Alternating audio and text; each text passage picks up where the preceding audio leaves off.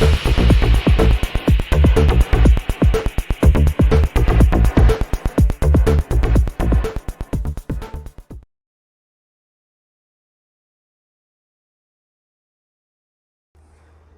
there everybody, and welcome to another video. On today's video I have this Nissan Micra. This is a 2012 model, and before I start the video, I'm just gonna ask you to don't forget to subscribe, follow, like the video if it helps you. Basically with this car I've been having a bit of an issue where the battery is discharging, and also the car, so basically we can't start the car as the battery discharges. Now, having had a look at the computer here, the OBD computer, is giving me, what is giving me is a body control module fault, if you can see that. And as a result, what it's saying is that the key is not being recognized by the body control module, where the immobiliser is located, I guess. I mean, I know there is a transponder on the key which connects to the antenna that is on the side of the lock. That could be one issue, but something is draining the battery. And I don't think the antenna that is there would be draining the battery. Not 100% sure. I never had this issue before. I know other people may have had. But I have seen that the body control modules can go faulty. So I've been trying to find the body control module in this car, in this model, and I couldn't really find any videos. So in the end, I decided to look for it, and I found it. So this is what I wanted to show you, is the location of this body control module. And also, if that sorts my issue, then I will post a video, obviously, so it can help you. But also, if you needed to locate the module. So basically, the module is sitting behind the glove box here. There are two glove boxes in this car, actually. It's one here and another one here. So we're going to open both of them, and the reason for that is because we need to remove some Torx screws. And so before we start, disconnect the battery, maybe just the negative side. Okay, now we carry on. And you're also going to need a very long extension here, and I've got my Torx here is a T20 to remove all these screws, all the T20 screws. So we're gonna start with these ones up here, and I've already removed everything, so everything is nice and loose, but you will find the Torx screws, one there and one there. And once you remove those two, you will be able to pull this cover out. It will be a bit stubborn, by the way. So I opened that and I started pulling it, and it started coming off from this end, and then it came out from this end. But basically it's plugged in there with these clips. So it takes a little bit of effort to pull it out, and then you're gonna have this. But it is a little bit difficult to get your hand or arm through here. The body control module is sitting in there, and I'm gonna show you in a minute. So the best way to access it is also to remove this little cover here. And again, we have one screw there, one there, and we have another two screws, one here and one here.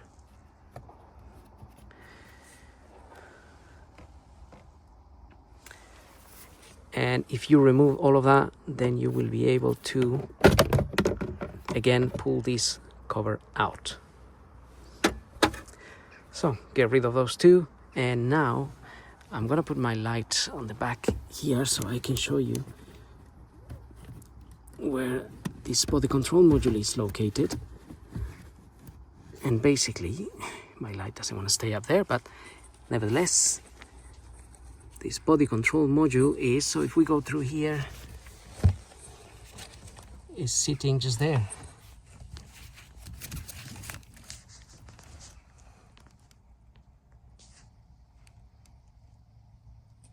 So now what we need to do is remove 2 Torx screws from here. You can see there should be one there and another one there.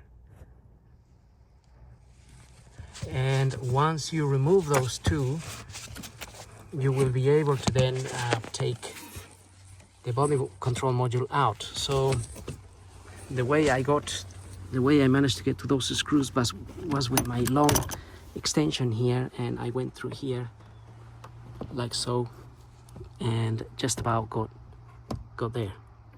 Well, not just about. I had plenty of extension here.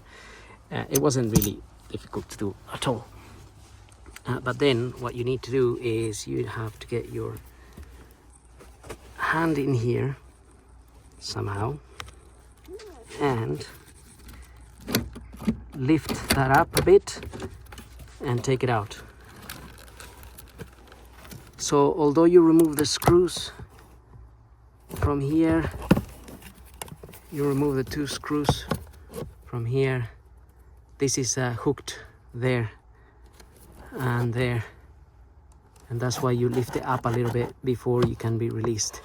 So now we have our body control module here, and we basically need to unplug these cables and then take it out. So all you have to do is press on the clip. So there's clips there that we can press and take this out.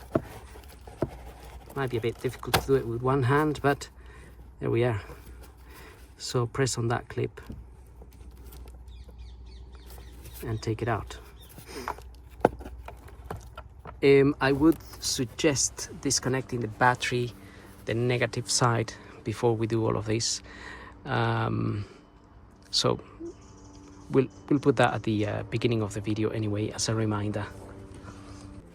So I'm just in the process of disconnecting all the cables, and you have to release these ones which are attached to here.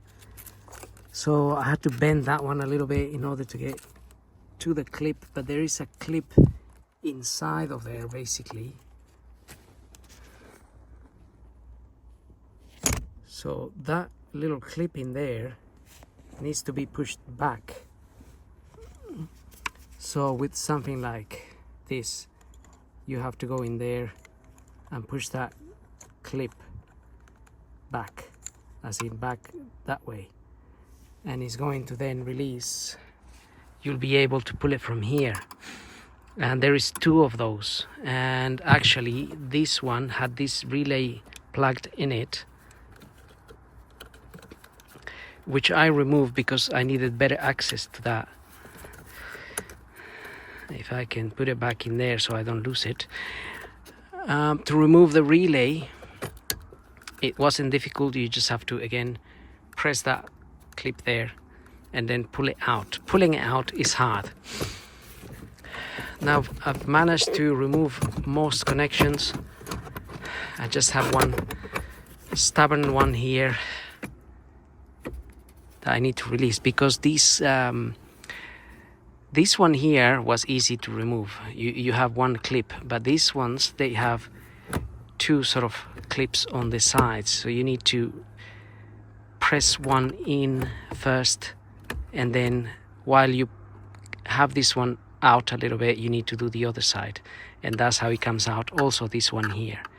So it's only 3 of those, but because it's all confined in there, it's a bit of a pain in the ass. And then trying to get this, fiddle this out through here is also a little bit of a pain because of all this metal stuff. Anyway, so that's how we can remove that. So just an update. I had the device disconnected all night, and the battery, my battery, which is brand new, is a week old, voltage is gone down again overnight, and without this being connected. So now I'm going to move on to the fuse box. So apparently the fuse box can cause also this voltage drainage, but I'm gonna reconnect this now, and then may have to jump start the car, and then have a look at the fuse box, which is in the engine bay, which apparently is another one that can cause the issue.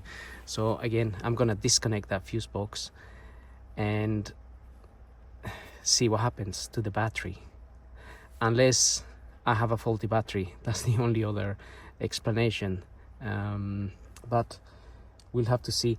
Now I've disconnected this box completely, and it shouldn't really, because I'm reconnecting it, we should be able to start the car without any issues.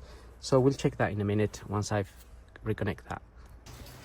Got the car started, no issues at all. I had to jump start it, but now what I've done is I've disconnected what is supposed to be this fuse box that apparently Nissan calls this an IPS or something like that. Not exactly a fuse box, even though you have fuses there and you have fuses that control certain things here. What I've done is I disconnected that now, and I'm going to monitor my battery now, because so the previous test was remove the box, the BCM, and see what happened to the battery voltage, and it did go down to 11.4 volts or so. Couldn't start the car. So now this is the next sort of stage I'm doing to see if that is the faulty or culprit that is causing this battery drainage. So far I've got 12.5, well, 8 voltage. It is going down slightly because I guess from having been running the car and whatnot, that got recharged. But I need to now wait at least 5 hours or so and see where that either settles or it keeps dropping below 12. If it keeps dropping below 12, then obviously something else is draining battery power.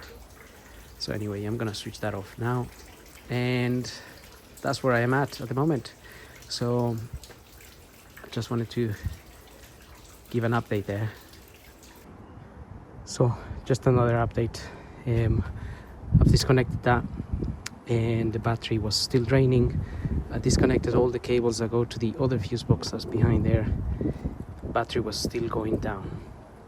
And what I've done now is I actually disconnected the radio and I've left the car since this morning with the radio disconnected, and the voltage has remained at 12.16 or so. It has no longer drained. So now it looks like the actual culprit is the radio. So it wasn't the BCM or the fuse box as I first thought, but once I disconnected the radio, I had no more issues with the battery, and the car starts, so the battery's keeping its charge and whatnot.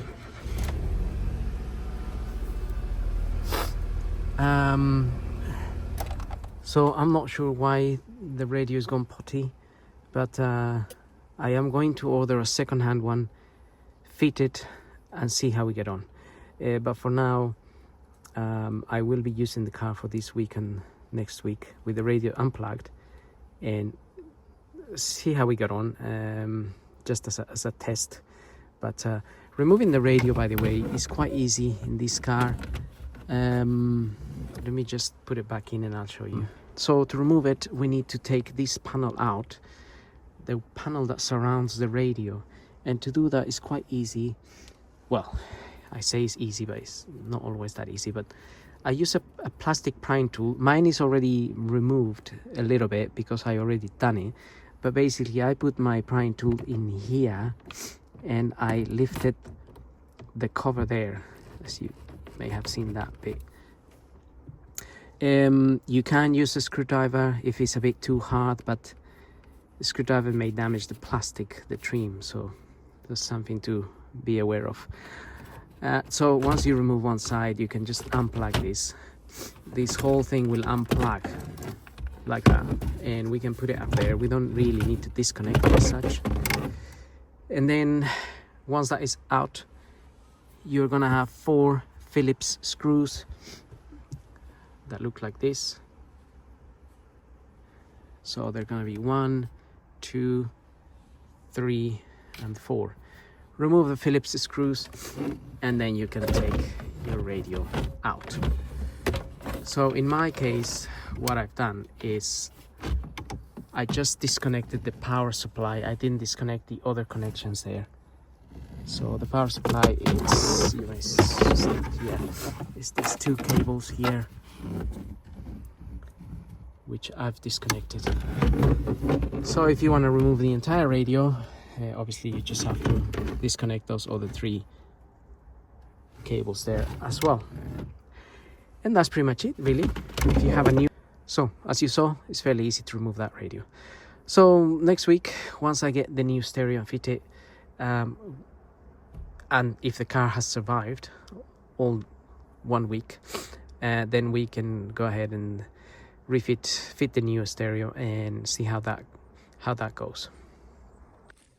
So I left the car parked for 4 days without starting it, with the radio disconnected, and the car still starts fine. That means the battery hasn't drained down. So I got a second-hand radio. I'm going to install that radio now, and then I'm going to leave the car parked for another day or 2 and see for sure if the culprit that was draining my battery was the radio. At the moment I am assuming that it was, because obviously the car has been okay for 4 days. So I'm just gonna go ahead and replace this radio and see what happens.